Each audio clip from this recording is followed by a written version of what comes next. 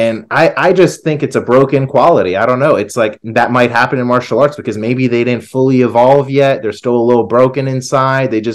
I don't fucking know. To me, it just never made sense. I'm like, how are we're all fucked. This one dude over here, although he's got his own issues, he's still helping us and like trying to make us our best versions. And now you're going to just compete with him directly? It just doesn't make sense to me. The Move Entrepreneur Evolved Podcast. Get on it. And we're back with another episode. I am super pumped about this episode. I tried to do my homework and I did. And once I started to do my homework on the person we're going to have on this podcast today, I got super excited. Passions that I have as well. So I don't know where this is going to go. But today we've got my friend Carlos Redllich with a skill set of copywriting, the king of copywriting. I'm going to go ahead and lay it out, but I'm going to kind of do a different intro today because I think it's important sometimes to know a little history about somebody. And this right here was pretty interesting. I don't know if anybody knows, but in the early 1900s, his grandfather, William Brohan, came from Cashel, Ireland, and he came into New York. He fought in the military, worked hard, boxed harder, and was a prize fighter who just made me feel awesome as a grandson, and you felt you could kick ass and you went into martial arts. What up, Carlos? How you doing? Whoa, you just gave me the chills. I did not expect that at all. Wow. You gave me the chills. That's so sick, man. Because you know what? You actually shared something interesting with me. I knew all of that stuff except the fact that he was a boxer. Well, I didn't know he was a boxer, dude. You shine. That makes me feel real cool because of the martial art background and everything. This is sick. This is sick. What a great intro. Best intro I've had ever because I just learned something about my family. Well, you said it in your own words, man. Boxed harder. Did I say that? I don't even remember he was a box. You know what happened boxed then? Harder and you said boxed harder and it was a prize fighter. You know what? It's because my dad, when did you see that? It must have been years ago. Well, this was back in 2015. Yes, that had to be 2000. Man, I love how you do this research. Now I'm remembering shit because my dad, this is like his family, his side of the family. Yeah. Because I remember I went through this phase where I was starting, and I'm still kind of going through it. I knew a lot about my mom's side of the family because it's really well documented. It's like we have a couple presidents of Bolivia on her side of the family, generals of Bolivia. It's like, it's super well documented, but I didn't know much about my dad's side. And I remember he was trying to tell me all of these things. And I'm like, you mean I have generals on my mom's side? And I got this boxing guy who came and did this and whatever on the other side. And he was in the military. And I'm like, it just made me feel cool. So that's probably why I posted it, but I forgot about it since then because it's 2015. Dude, this is so cool. It made me feel like I just learned something new all over again. I love this. Well, it was cool to see it because I'm going to give you one more. I've actually been to Cashel. Oh, wow. Yeah. Oh, wow. I've been there. I think when you talk about Ireland, I say I roam the land. I've never been, man. I've always wanted to go. I've been twice. Wow. Did you fight there? No. No. I feel like they only fight in the bars. They only fight in the bars. That's right. That's right. Actually, if you want to have a good time, you should look up, I don't know, talk shit boxers or whatever, but you should look up when they talk about when they promote the fighters and what they're like all right, Mickey, I know that over there, your family's over there. Your mother's a bitch. And I'm going to tell you, I'm going to come and fuck you up. And when I come down there, I'm going to come down there. And I know your mother. And once I come down, your father was a punk. And when we fight, I'm going to beat your ass. And dude, it's the best, man. And they're these just kind of street guys and they'll promote themselves before. But the way that they talk about the preparation of the fight, they're like, dude, it's great. It's fantastic. But man, that's so funny. I'm pumped about this. We got so much to kind of unravel. But we've got AI coming up. We've got ChatGPT. We got copywriting and everything like that. But, I kind of want to jump a little bit into, we had talked in kind of the green room of Zooms. And, there's a transition that I noticed that we had in common. And that was that you had studied Jeet Kune Do. And that is a little background of you. And martial arts was a foundation. And there was a transition that you were doing martial arts and then you started kind of writing copy. And one of the things that you did during the time, I started kind of following it through about 2013 or so. What was kind of going on during those time periods where you went from a physical side to actually writing? And I think that that's interesting for people to hear. Yeah, so it's actually, you'll probably like this because it ties back into martial art. So I was training in martial art under my instructor, Sifu Dwight Woods, and Jeet Kune Do, Kali, Muay Thai, and it was all under one roof, and we had a couple different instructors who would help out. And I did that since I was from about 12 to, I don't know, I'd say, well, I did it from 12 to like 28, but like from 12 to about 20 or so, let's say, I was a pure student. I was just training. And then around 20 years old, I was asked to help out because I was like good and I was able to help and shit. So it was volunteer work, basically. I was just training people for free, and I was teaching them, but I was really bad at teaching. I was much better at the punching and the kicking than I was at like the communicating and trying to teach people stuff. And so we tried I tried all types of different things to try and help me become a better teacher. Because he's like, how are you able to learn all this stuff super quickly, implement it quickly? I was a natural with this stuff. But for some reason, when I opened my mouth, it's like I couldn't describe how to throw a punch or a kick. I would just grunt basically like a caveman. I'd be like, do this, do this after, and then do that, right? And I couldn't really communicate it. So we started losing students because I was a horrible teacher. And Dwight was like, we can't keep doing this stuff, right? So let's have you practice speaking with people at the front desk. So when new people come in, you get their paperwork, you get them to sign up for, a meeting to speak with Sifu Dwight. He talks to them about joining the class. So I was kind of like a salesperson then, right? Yeah. And then just welcome all the people who come into the school. And so I started doing that, but I again was terrible. I started drenching, and I was like drenched in sweat. My hands would shake. I would freeze up like I'm like Eminem in 8 Mile or something. I would just, and nothing would come out. Nothing would. It was the worst thing ever. And people would come in. These like little 100-pound ladies would come in and say, "Hi, do you guys have kickboxing class?" And I would be drenched in sweat, scared of this 100-pound woman because she asked me something to do with business, and I just didn't know how to sell.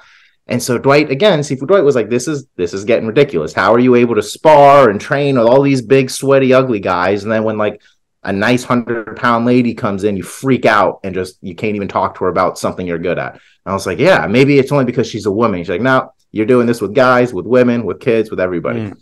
Long story short, or shorter, is we tried a bunch of sales training methods. A lot of stuff wasn't really clicking with me. I didn't like it. I didn't jive with it. And then he kind of, in my opinion, was kind of like a last-ditch resort. He was a successful martial arts school owner, and so he had studied marketing, copywriting. He was a big Dan Kennedy student. He was like in all their big masterminds and whatever, like diamond-encrusted mastermind groups and shit, like high-level stuff with him. So he knew everything or with this type of stuff. And he was like, let's try this copywriting thing because it's essentially salesmanship in print. That's what it's been. That's what everyone talks about. So if you can learn how to communicate on paper, maybe it'll like teach you how to communicate in real life too, because a lot of the best copywriters talk copy. They don't even try to write copy. They're just talking, and the way they talk is persuasive and it's natural. And that's what his experience was from being around a bunch of really high level copywriters in the Dan Candy world.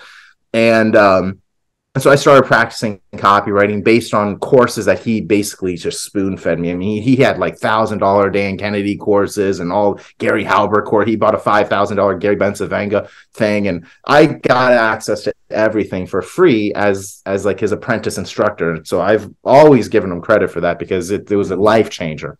Yeah. And so I used copywriting initially, not because I wanted to become a copywriter. I didn't care about sales or marketing or anything. I did it as a way it was like a personal development tool is really what it was. It was a way to develop myself so I could communicate with people and not stutter every second word or something ridiculous. And it was just a new way of getting my thoughts out, because that was part of the problem. I had all these thoughts. I kind of knew at the end of the day what I wanted to transfer in regards to my message. But that missing piece was the thing that carries the message, the words. And I just didn't have the words. I didn't like reading. Still don't really like reading. I love audiobooks. But I wasn't a big reader. I wasn't a big writer. So I missed that whole part of communicating. I was just terrible at it. So copywriting became a way for me to just get better at my own personal development. But as time went on, I really started to fall in love with the art of copywriting, because that's what it kind of became to me. It was no longer, I related a lot with martial art, because the martial art, you have the martial part where you're punching and kicking, but then a lot of people forget about the art aspect, and there's a lot of cool stuff with the art. And I saw that with copywriting. There was history, there was like lineage, right? There's people who came from the Dan Kennedy line, and Dan Kennedy gave or Gary Halbert gave Dan Kennedy his first copywriting project, and my instructor learned from Dan Kennedy, which means he kind of stems from that. So I looked at it like a lineage thing, like a martial artist, and that's what started kind of getting me hooked, because I'm like, we can persuade people to do stuff. And as I was getting better, Sifu Dwight would blast out my emails, or he would invest in a direct mail campaign based on copy that I wrote. So he was actually practicing the stuff that I was putting together, and most of it did not work. But some of the things that when they did work, I was like, whoa, like this isn't just nonsense. Like someone actually did something, because I wrote them a letter, sent it to them, or Sifu sent it to them, and they came in and reactivate. It was a reactivation campaign. I remember the big one that kind of took off for us was a reactivation campaign. We just, I don't know, it was like maybe 80 or 100 people that we just blasted that were on his list, because he had been around for 10 or 15 years up to this point, or, you know, whenever we were doing this. So he had a big database of past customers and clients, or students, I should say. And so we did a reactivation campaign. I don't remember how many people came in, but let's say 5. It wasn't anything dramatic, but 5 people, let's say, came in. And when I saw them coming in and they held the letter in their hand, because at the end of the letter, it said, if you bring this letter in, you'll get a free week to, you know, to try out the classes again, make sure it's a good thing for you or whatever. So they would bring the letter in, and I'm like, whoa, that's a call to action. I told them to bring this in to get their free week. It's like a coupon, and they act. I'm like seeing them coming in while I'm at the front desk, trembling, trying to talk to people. These people are coming in based on the copy I wrote and signing up for a free week, and eventually signing up to come back to class. And so that's, a lot of it was like these little mini wins kept stacking up. And Sifu was a great instructor for martial art, but also for like life and business, because he kind of nurtured that. He was like, yeah, you're getting good at this copy stuff. Let's go. If you can pay for your plane ticket, I'll pay for your way to go to the last system seminar by Ken McCarthy, I think his name was. I can't remember, but it was whatever. It was like in New Jersey or New York. I think it was in New Jersey, but they advertised it was in New York, but whatever. And I went there. I met a bunch of other like marketers of the time. I forget their names now, but they were like the gurus of the time. And I was blown away by hearing these guys talk about all the money they were making with copywriting and sending people to a funnel and a website and all this cool stuff. This is like 10, 15 years ago. This is a while ago, right? So it's like this stuff was blowing my mind. And then I remember I'm not getting sidetracked, but I'm just kind of going through the full thing. We can sidetrack all you want. I think it's all right. I think that the time period you're talking about, I think is the guys like Frank Kern was doing. Right. Frank Kern was just blowing up. He was a Dan Kennedy 2008, student that was starting to blow up. Yep. And then that was even, I've had Jason Moffat on, he was a good friend of his, a copywriter as well. And I think you're right. That was during that time, probably 2009, 2008, right around. It's all the current top dogs now, like Ryan Dice, Frank Kern, all those guys. Yeah. It's like when they were. It was when the dating. It was like everybody was launching the dating. Evan Pagans, dating. Yeah. Double Your Dating. He was also known as David D'Angelo. Yeah. It was the big $1 million day. You're right. It was like they did $1 million day. And it was so that was like the time where all these records were getting broken. And I'm like seeing this stuff. And I'm like, at first I was seeing it through videos and internet like everyone else does. But then something crazy happened. I started at that system seminar. This is actually, now that I'm talking about it out loud, I think this was probably a huge pivotal point in my life where I believed the stuff, because I up until this point I was like, I kind of believe copywriting works because I saw it work to a degree in the martial arts school, but like these people were talking about $100,000 a day. In my mind I was like, get the fuck out of here with your $100,000 a day. That's bullshit. I just didn't believe it. I was a very skeptical kid in some ways. It's you see, you're like, yeah, I've seen the I've seen the ad in there, send me $1 and then I'll send $1 to everybody. Yeah, it's so bad. I think my Tiffany, my fiance, actually gave me like a shirt that says "Go fuck yourself." It's terrible because I'll never wear it in public, but it's been like a thing. It's like my gut. It's like the first thing that comes out when I don't believe. I'm like, "Go fuck yourself." That's not. Well, I think that comes from, and I think that anybody that's ever done marketing or fighting, and I tell people, I'm sorry, marketing, anybody's done a martial arts or fighting or boxing or any of those things, they're very naked sports, meaning you kind of can't bullshit. You know, if you're going to actually get in and you're going to say, look, we're going to put hands on each other and I can use these, if I can use these rules to put my hands on you, it'd be wrestling, it'd be boxing, it'd be just whatever that is, Muay Thai, whatever it is. There comes a moment where there's really no bullshit. And now all of a sudden we're looking and facing each other going, can I actually use what I'm doing? And then if you can, then you create the confidence. So yeah, I see what you're saying.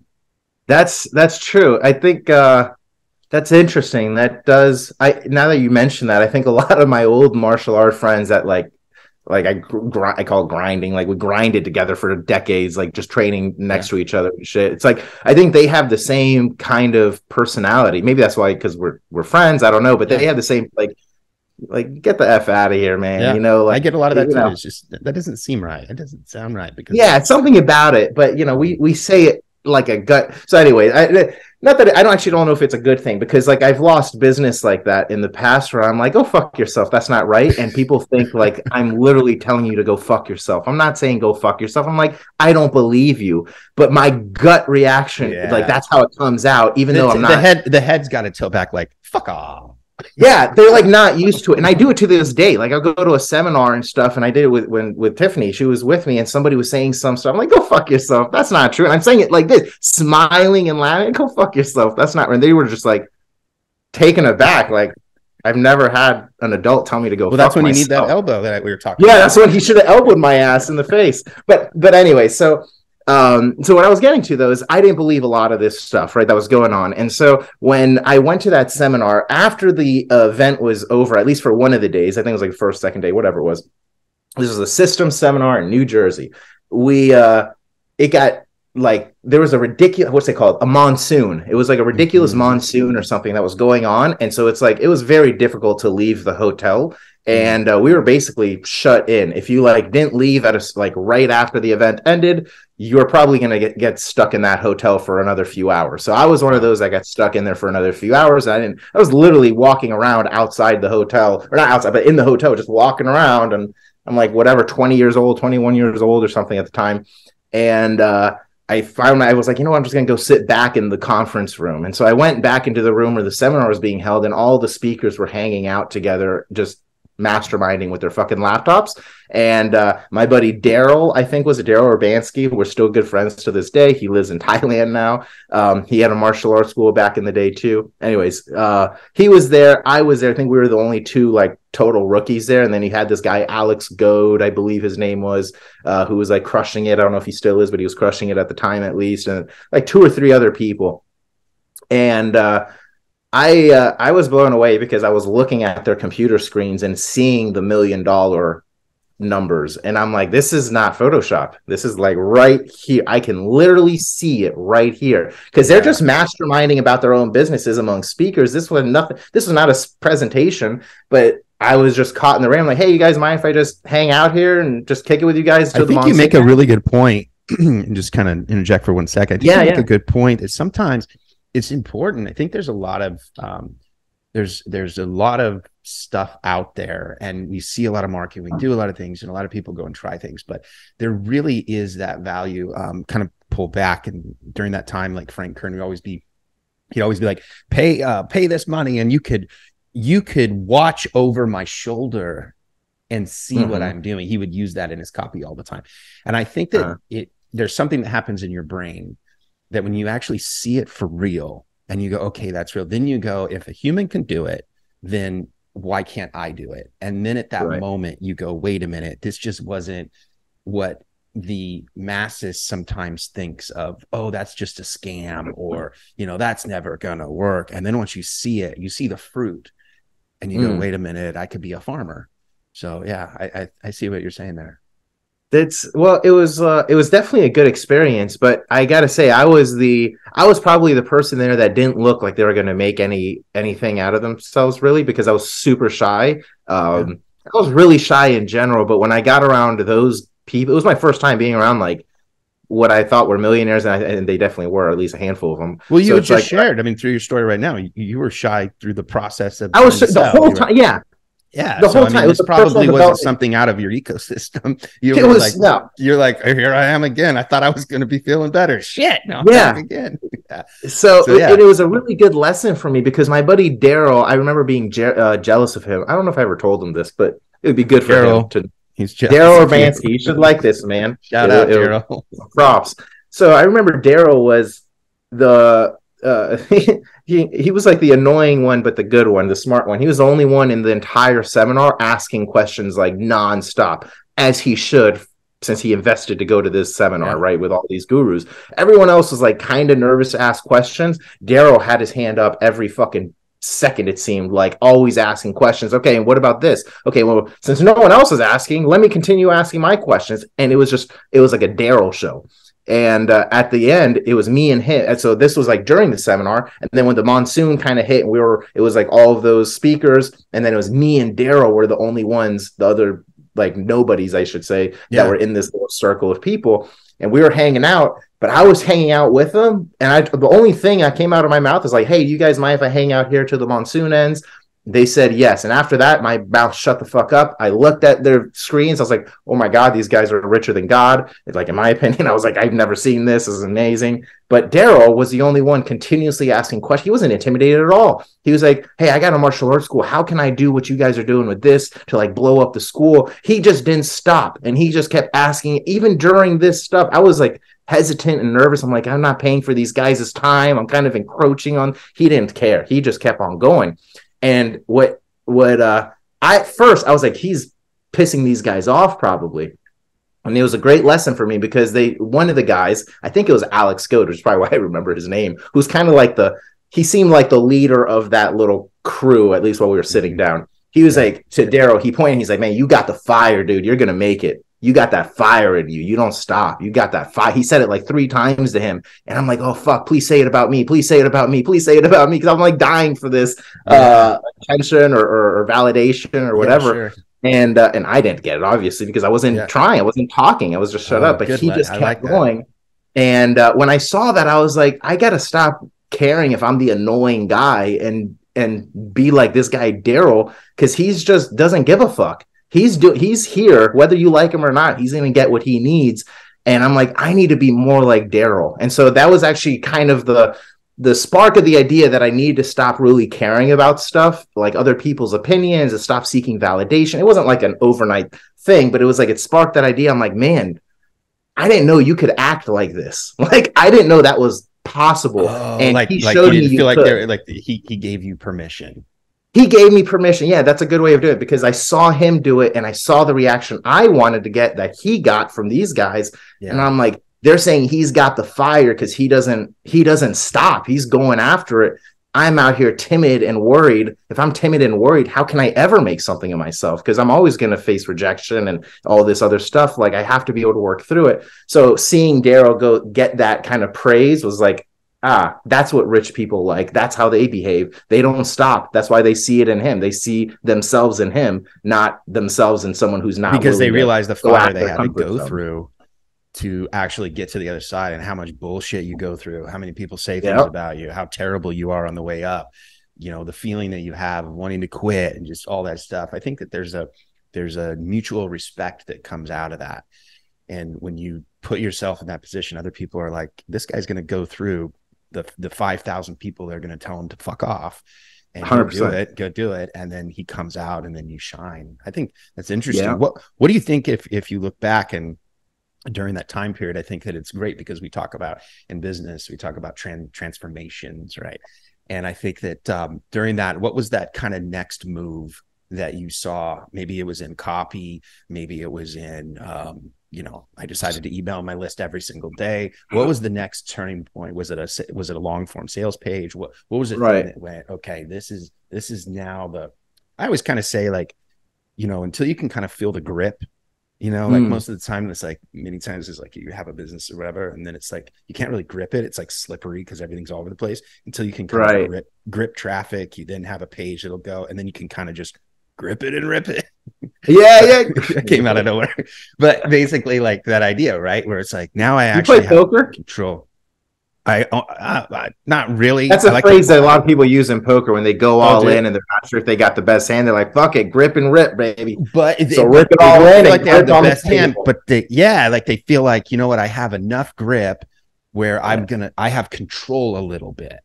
Yeah. And so that's kind of what I'm interested to kind of hear, because I think that people run into that quite often. What was that moment that you were like, "Oh, okay, I have some control of the throttle"? Yeah, so from that event, I was still really young. I don't know, like 20, 21 years old. I didn't start my martial arts school until I was 25 years old, I think. Yeah. So there was like a 4 or 5 year period in between. But what it did is I also met, so like the second day after that, I think it was if it was a 3-day event, then I think it was a 2-day event. It doesn't matter because this was so long ago. But the following day, whenever it was, I went back to the event, obviously, and everything was cool. And I kind of felt like, I don't know, since I had that epiphany, like I got to just start asking questions and shit. Like I don't know, I forced myself that this day I was gonna at least try and talk to people, and so I did. I just started forcing myself to network with people at the event. And it was interesting because one of the questions I was getting asked is like, "Oh, so what do you do?" And I'm like, "I do nothing because I work for my martial art instructor who paid for me to be here, basically. Yeah. I just paid for my plane ticket, but he paid for me to be here." So you basically were Leonardo DiCaprio of Titanic. You're like, I don't know, but I'm here with you fine people. That's right. So I said, well, I write copy for my martial art instructor there. So I was becoming known as like the copywriter in this room. It wasn't necessarily it was intentional, but not really. Cause I didn't have the confidence to be like, I'm a copywriter. I didn't have, cause I was like, I'm still in learning mode. I've never had a client other than Seafood Dwight. And I don't even think about clients. I'm only working with Seafood Dwight. So in the room of all these martial artists, while they're out there sweating, like I'm the guy, I'm the copy guy. Yeah. Well, this wasn't even a martial art thing. These were all internet marketing guys, and then maybe a couple, business martial art people. But this was an internet marketing event called the Systems Seminar, and it was the last Systems Seminar by Ken McCarthy. I'm pretty sure this is his name. I feel bad if it isn't, but I'm almost positive it is because he's like a really cool dude. But so that following day I started talking to more people. That was kind of my little epiphany, and I was becoming known as the copywriter because that's kind of how I was introducing myself. I was like, I write copy for my martial art instructor, Seafood Dwight. He's over there. I always point to him, and everyone knew Seafood Dwight. I think honestly, I personally, and I think he would agree, it's because he was the only really tall black guy with long dreads in a room of like 99% white guys, so he kind of stood out. Hell yeah, it was like him and Lloyd Irvin were the only 2 black guys in any of these marketing rooms. Yeah. So at the time they were, it's like hard to miss them. So I'm like, oh, I'm with Seafood Dwight. I'm like, oh, Seafood Dwight. And it would naturally like make people want to talk to me because I was like borrowing his credibility almost. Mm-hmm. So one of the things that happened though that made me start taking this more seriously is when I was like, and I've studied some stuff that he gives me from like Dan Kennedy and this stuff. And then one other copywriter who was there, I don't know who he is, but I forget his name, but he gave me his business card when he was like, oh, so like, what are some of the other courses you've kind of started taking and studying? I was like, well, I just went through Gary Bencivenga's course. He's like, the $5,000 course? I was like, yeah. He's like, we should connect. He must have thought I bought it because I didn't correct him. And in my mind, I didn't even think about it. But he was like, we got to connect, man, if you got that course. Because anyone who's investing $5,000 for a course is something he probably wanted to connect with, right? Probably sell me some shit. So we connected. He gave me his business card. I forget who he is now, but he was there. He was a cool dude. But that was kind of when I started taking copy more seriously because I met other people other than Seafood Dwight who are praising copywriting. I saw proof of how sending people to a funnel or a page that had good copy was converting people. Like I saw the $1 million actual account. Like I saw, here's the $1 million in revenue from this guy. And he wasn't showing off. He was just in his account. And I'm like peeking over. I'm like, holy crap, that's legit. That's insane.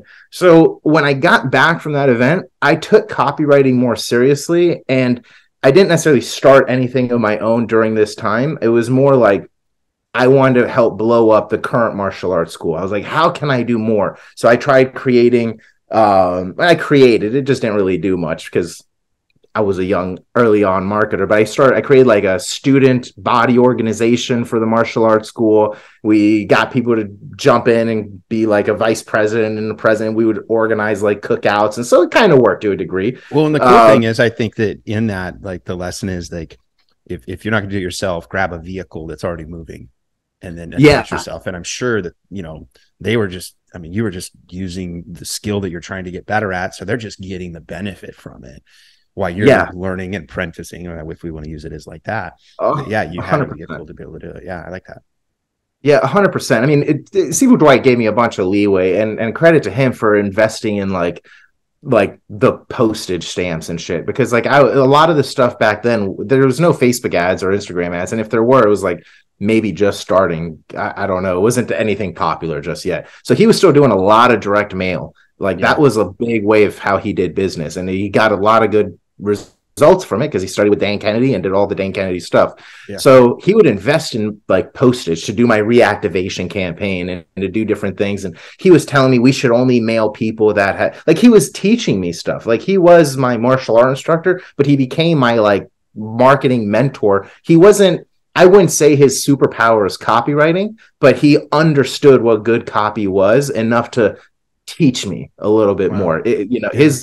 He's a good marketing brain and he can do all of this stuff, but he's not a copywriter, and he would admit that he himself. Was giving you fundamentals but he was giving me fundamentals because I'm like, just mail the whole list. We have 10,000 people. He's like, yeah, or we can mail the people who maybe left within the last 90 days because they're a little bit fresher. Maybe we can reactivate them and spend the money on these guys, and then maybe like flip that money on trying to get the others. So he was teaching me like the economics of marketing a little bit more.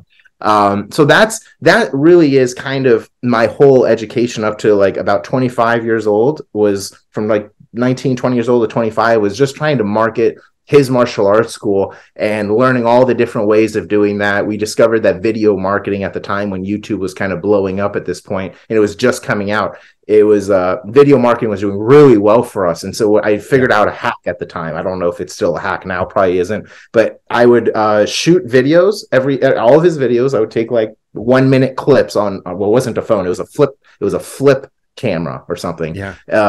So it was an old school camcorder, and I would video 1 minute clips of these. Let's say we'd get like 20 clips in a day. I would upload all of those 20 videos on YouTube as like Miami martial arts classes, Miami Muay Thai keywords, for like SEO.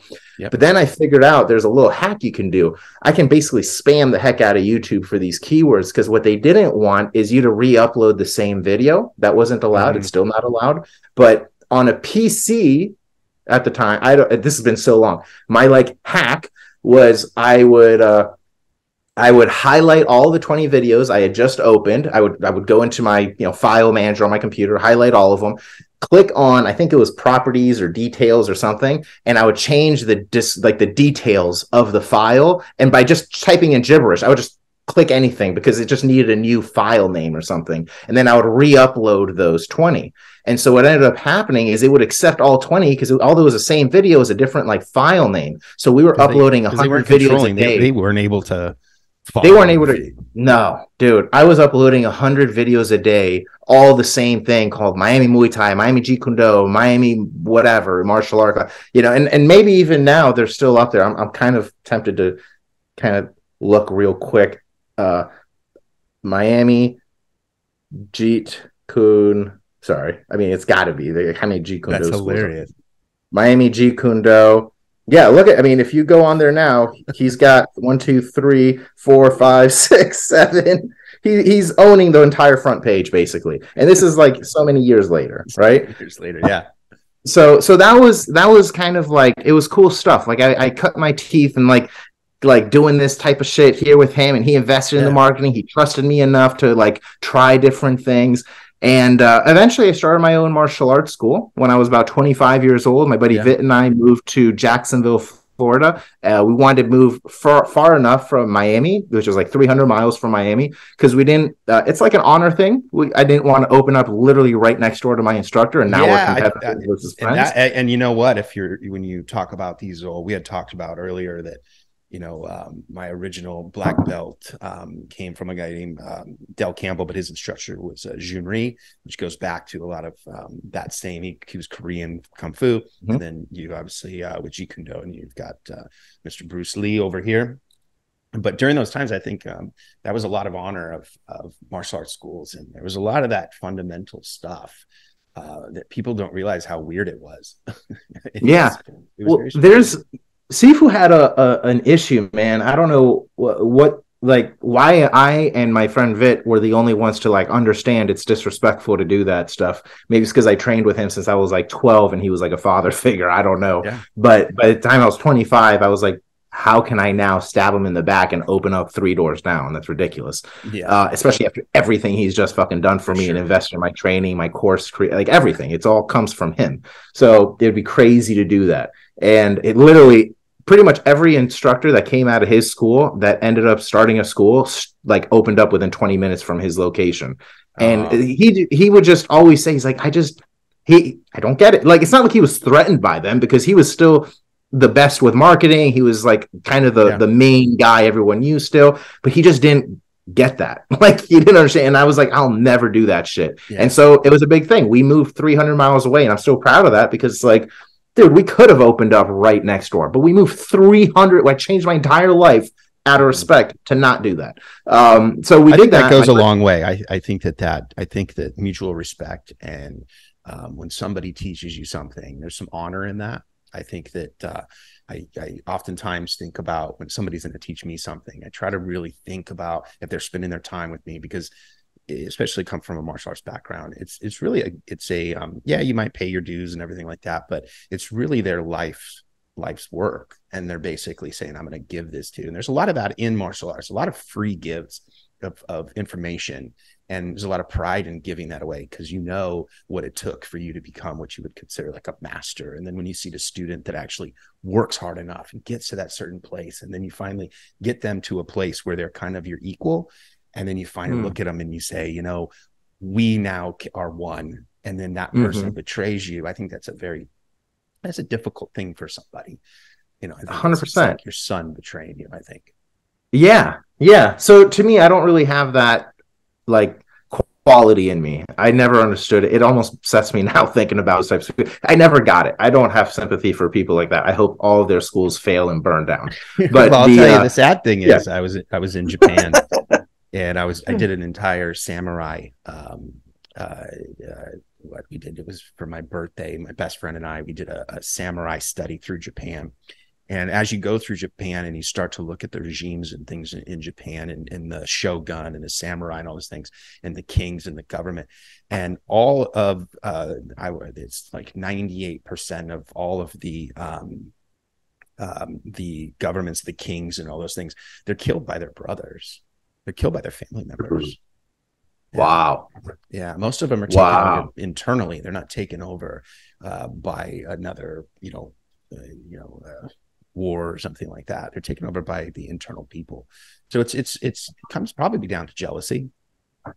Yeah, I've tried actually analyzing it myself. I don't really know what the real reason is, because I'm like, I don't get it. I know I came to martial arts as a broken person, and out of martial arts as a whole person. And I think martial arts attracts a lot of broken people, because that's for sure usually what it does.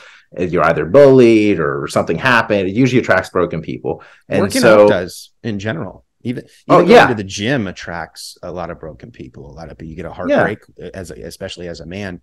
What's the very first thing, you got your heart broken? What do they say?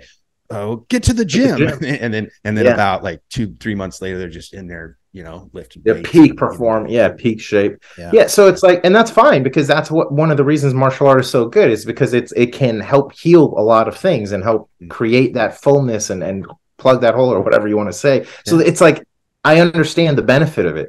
I benefited from it. I was broken. I'm probably still a little broken, but much better off now than before. But I've tried thinking about like, why would someone do that to like their instructor that they supposedly have love for, that did all this stuff for them? And if you're an instructor level, you've probably been with your instructor for like a decade at least, right? So you've been there with them for a long time. And I just think it's a broken quality. I don't know. It's like that might happen in martial arts because maybe they didn't fully evolve yet. They're still a little broken inside. I don't fucking know. To me, it just never made sense. I'm like, how are we're all fucked. This one dude over here, although he's got his own issues, he's still helping us and like trying to make us our best versions. And now you're going to just compete with him directly. It just doesn't make sense to me. So, yeah, I don't know. I don't want to go too much on a tangent with that one, but it's just like a hot point for me. I don't get it. It just doesn't. It's like as if so let's say I have a copywriting mentorship group, right? So let's say I have a copywriting student in there that wants to start a mentorship. God bless them. I don't have any issues with it, but at least do me a favor and like joint venture with me, or do it so like we do it together in a way. Don't just jump into the program for 1 year, get some results, and now literally start another program that's a copycat of what I'm doing. I've only had that once happen, and it didn't last for them very long, whatever. But I think as a student, you assume, I think if you're coaching someone, you assume they're gonna get to the level. I mean, that's what you're teaching them the shit. Right. So you assume they're going to get to that level.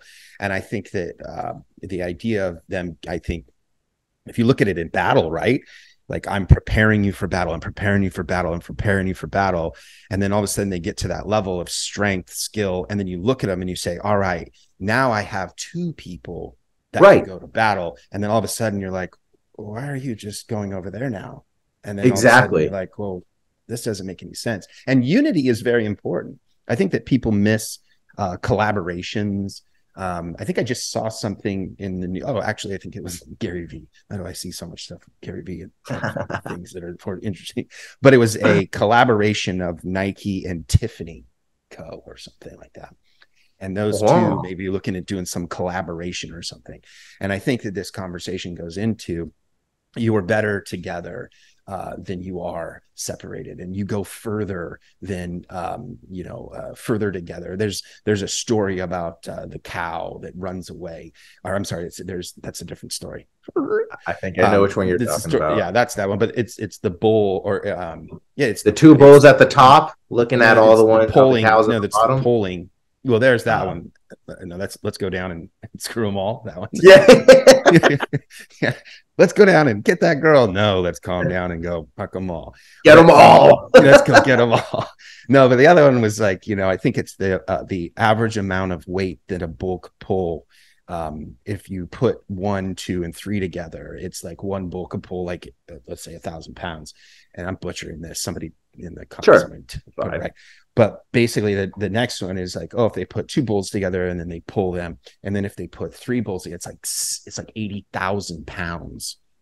So it jumps from like 5,000 pounds that they could pull to just one more bull will go to like 80,000 pounds. So I think that the lesson that we're talking about is that we really are better together. We're a stronger force together. We could do more together. And I think you see this quite often, actually, because you see like Russell Brunson connecting with Anthony Robbins, and they're coming together. Mm-hmm. Dean Graciosis, they came together and they created a course together. They unite. Yep. There you go. If you watch the Braveheart, here's one for you. Unite the clans. That's right. So I think that this is, dude, that line is so good. He's sitting there and he's like, unite the clans. I have a friend of mine all the time. We always do that. I send them, unite the clans. Yeah, I think that that's a great lesson to people that can understand that if you do learn something, that the other person's probably not intimidated. They probably assume that you're going to want to do things together. When you did that, I think that the next thing that I kind of opened up was you'd actually wrote a book. You decided to release a book. Yeah. So what brought that about? What was kind of the idea of writing a book? Well, I've written a few books. I just put one together. If you just type in my name, Carlos Redllich, on Amazon, you can check them out. But they're all like copywriting. I was talking about was the copywriting playbook, how to make people buy your shit, even if you suck at selling. Yeah. So I'll tell you it's funny. Every book I've done, I've only have three. Those, well, four if you include the one with Seafood Dwight, but I don't include that one is really mine. It's more him. But they're all sales pages. That's really what it is. It's a long form sales page camouflaged as a book. So for example, that one right there is when I was just starting my career as an actual like gun for hire copywriter where someone can hire me and I write their copy and that's the deal. And so if you look at it, the first half of the book is like how-to stuff, teaching stuff, lessons, etc. Second half of the book is all of my samples at that time. So like some email copywriting samples, some sales page samples, VSL samples, because what I wanted is these people, and I think at the end of the book somewhere, if I did my job right, I'm pretty sure I put like my email address or something there, because what I wanted is for people to go through that book, read a little bit of it, check out the samples, and then say, man, I wish I could hire this guy. Oh, look, I can. Let me email him. And so that book became just a long form sales page base or sales thing to get me clients. And then I did the same thing with another book of mine where it was basically the same thing. It was like lessons in business and stuff. And I would get both of these books and I was sending them out to potential companies. So like one of the companies was the Agora companies, and they have a bunch of different branches. I actually don't remember which branches I sent them to, but I would send like 5 or 10 books at a time to some of these people. And one of the copywriters at one of these Agora branches, again, I forget which one. I want to say it was like maybe in Florida, maybe like Palm Beach Research. I can't remember though. But whatever, it was like in their Agora library or something. I've never been there, so maybe it's like a lunchroom and they got books. I have no idea, but they had my book in there, and so he told me, he's like, dude, that's sick. I'm like, isn't that cool? Like the huge freaking publishing company who hires all the world's best copywriters has my book in their library. That's pretty good positioning. So I've written copy for them. Nothing that's been like a wild, crazy success, but I was able to earn them as clients, did a little bit of work with them, happy. So that was like, whoa, this kind of stuff works. I recently wrote a book called 20 Marketing Copywriting Tips All Business Owners Need to Know. And that book is, again, another long form sales. This is like my way I sell stuff. So I camouflage my content or my sales pitch as content that people can consume and that people want to consume. So there's a lot of people that like books, and a lot of the people that buy from me for my higher ticket stuff read books, or at least like to buy them and look at them in their like bookshelf. And so I wrote this book on AI and copywriting stuff and whatever. And actually the entire book, the way I wrote it is I took all of my thoughts every single day in the morning. Like, let's say I wake up in the morning, I have some thoughts on copywriting, on marketing, whatever inspired me.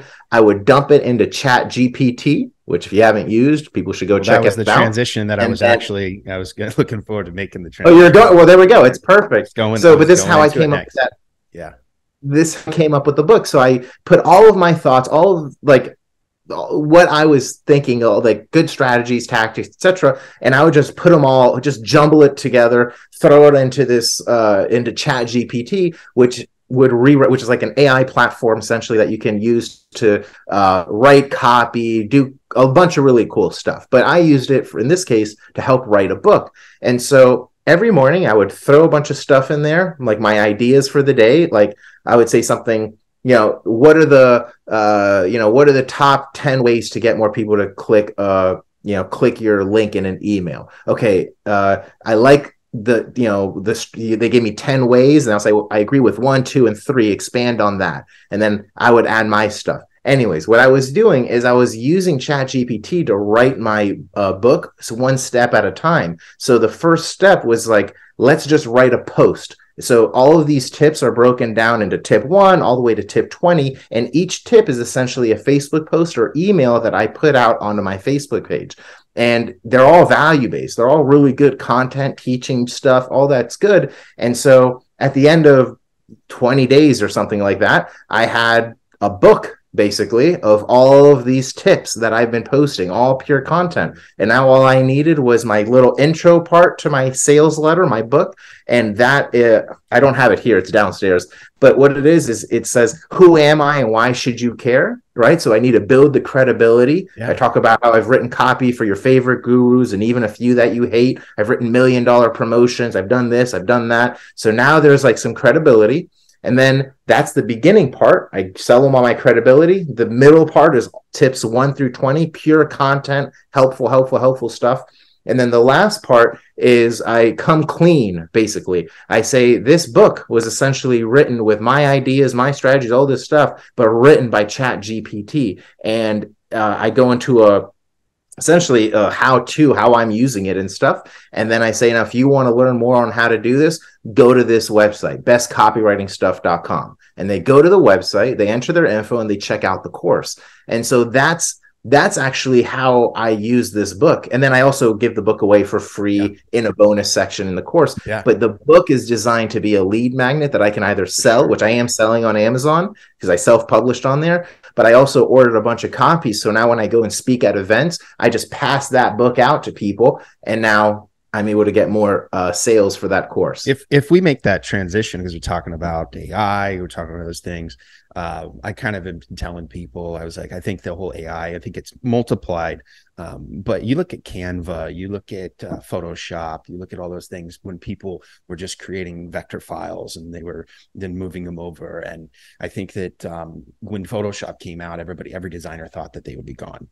And they thought, somebody would just sit down and be able to do it. I think we just talk a couple of minutes about what your thoughts are on the people that are panicked because AI is going to come around. I mean, my good friend, he owns a Harley Davidson dealer, and he called me the other day and we were chatting, and he's like, man, I'm on my Mac right now, and he had to fix something, and he's like, I was just thinking about getting on this ChatGPT thing, and I'm like, wow, that was the fastest that I'd ever seen him from a Harley Davidson dealer from back in the day when I used to actually work for Harley.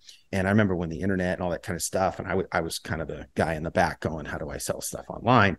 And at that time they were like, well, just, keep your phones down. And I was actually building stores and selling. Actually, I was in the fight stuff. I was selling fight stuff. And back then it was like, put that away. And now I'm seeing the adoption so fast, and I'm watching these people. So what are your thoughts on that adoption? Yeah, so I think for copywriters specifically, I 100% think that most of them are going to go out of business, because I think a lot of copywriters in the past recent years, I should say, it's funny, like years ago, before I even got into copywriting, in the direct mail days, as I call them, so like the Eugene Schwartz, even John Carlton, all the guys who had to like thrived on crushing direct mail, space ads, all that stuff, I think they were better copywriters than a lot of people are today, because their copy like had to work or else, basically. Like you're investing 10 grand in a space ad, it's got to work, right? You can't just, I spent $100 on a Facebook ad to test it out and it doesn't work anymore. So I'll add to that. Like this is interesting. If you go and look at music, I play guitar, and if you look at when people, they lay tracks nowadays, and if you were to see when they go right now, they'll lay a track, they'll go in, and then they'll kind of perfect it, and then they'll kind of lay the track, and they'll kind of perfect it, and go from there, and then they'll lay over the track. But if you go back to like Beatles, or you go back to Jimi Hendrix, they laid the entire rhythm. Like they had to be so good at the rhythm that they had to lay that whole track that had to be a perfect tempo. And I think that connecting that same analogy is that you're right. The copywriters back then were really masters of copy compared to having the tools that we have now of even moving stuff. I mean, grammar may help you out a little bit. Absolutely. And so I think we're kind of going through that stage again, almost, where we had these like really good copywriters, because the ones who weren't good just weren't going to survive, essentially. Like, who's going to keep hiring you if you're not working and it's not working? They're not going to keep dropping 10 grand at a time plus your fee, right? Because the media cost is a lot back then.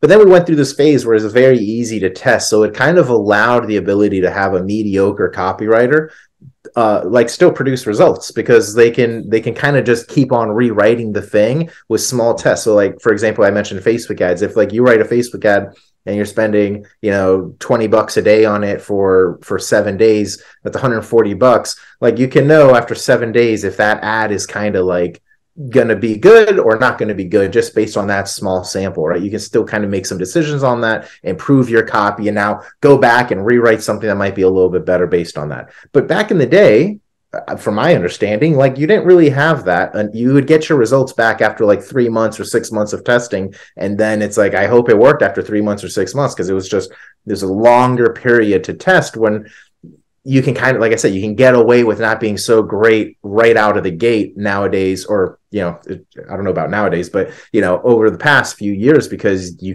just had the ability to test. But now with this AI stuff, the reason I think a lot of copywriters will be replaced is because there's no need for a mediocre copywriter anymore.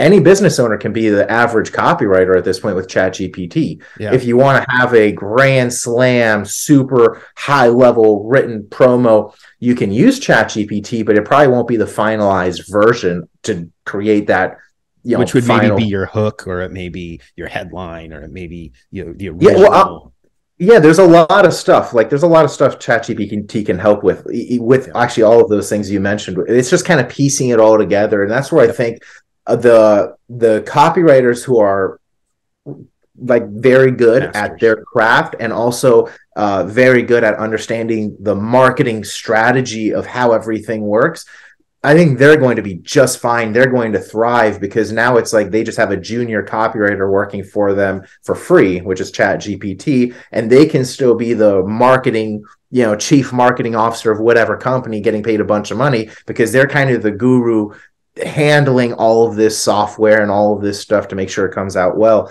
But if you're just trying to write, like, you know, I'll write some basic emails for you for this amount of money, and you're more of an order taker copywriter versus here's the full plan we should do with those emails, you're going to be replaced, because there's no real need for you. Or like you could literally be replaced by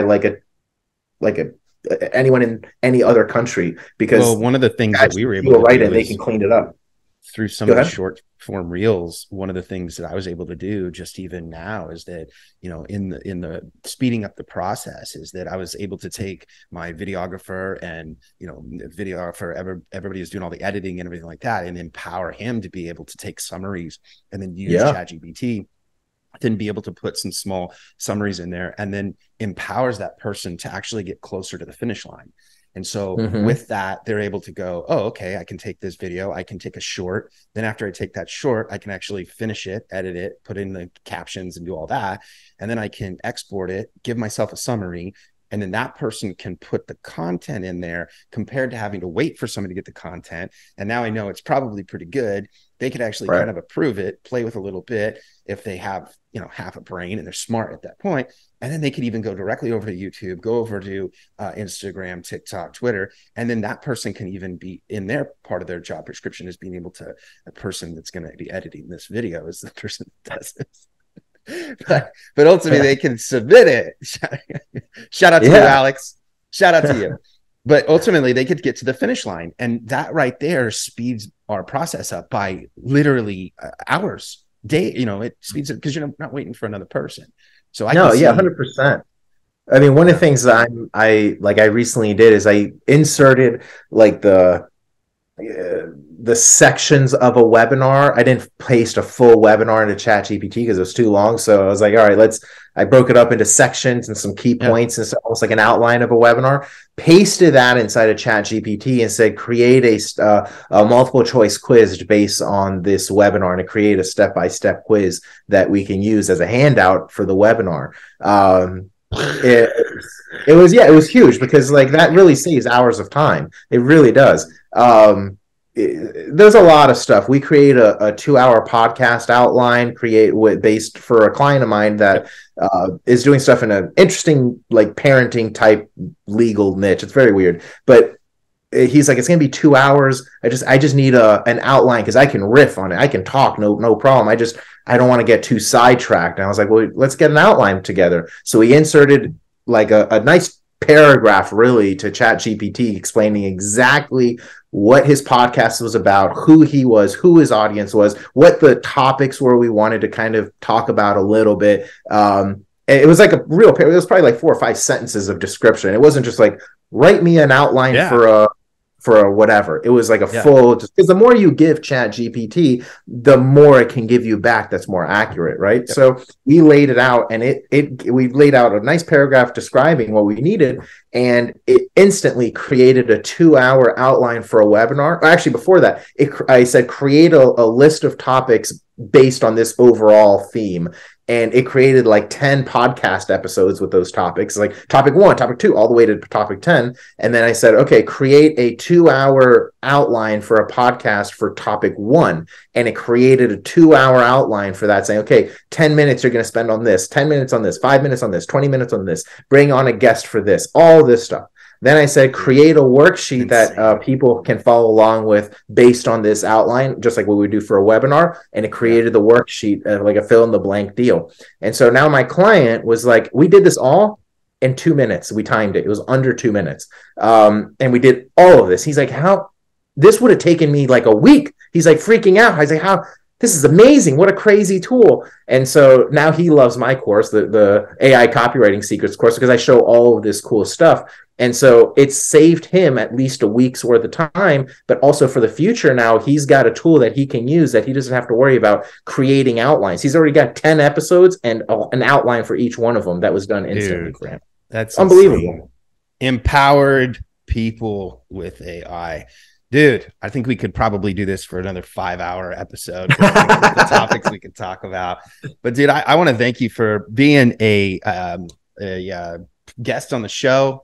And this has been absolutely amazing, man. How do people find you? I mean, this has been really cool, man. Hopefully let's do another one for sure. Yeah, I would love to, man. I would love to. So if anyone wants to learn more about my AI Copywriting Secrets course and how to harness Chat GPT in your marketing, just go to bestcopywritingstuff.com. bestcopywritingstuff.com. If you don't know how to spell copywriting, it's COPYWriting, copywriting. So bestcopywritingstuff.com. You can check it out. Shirt. It's copywriters, even on my shirt. You can't miss it. But yeah, that's the best place to go link up with me. Check out the training. It's really good. If for some reason it's $97. So if you don't like it, I give you all your money back. It even comes with a 1-year money back guarantee. So you can use it, abuse it, take advantage of it. And if you haven't made at least 100x the freaking $97 investment, I'll give you all your money back. No questions asked. So bestcopywritingstuff.com. Thanks for being a guest, man. I'm super pumped. This was another episode of the Moved Entrepreneur Evolved podcast. Carlos, you've been amazing. For everybody out there, make sure that you like and subscribe to this episode. And other people that have been on this podcast, make sure you go back to the Moved Entrepreneur Evolved page. You can go to YouTube. You can go to Spotify. There's some amazing guests just like Carlos here. Thanks a lot, man. That ends our episode. Appreciate you, brother. If you like this episode, make sure you smash the like button and subscribe to the YouTube channel. Just like Nike is to athletes, Moved is to entrepreneurs.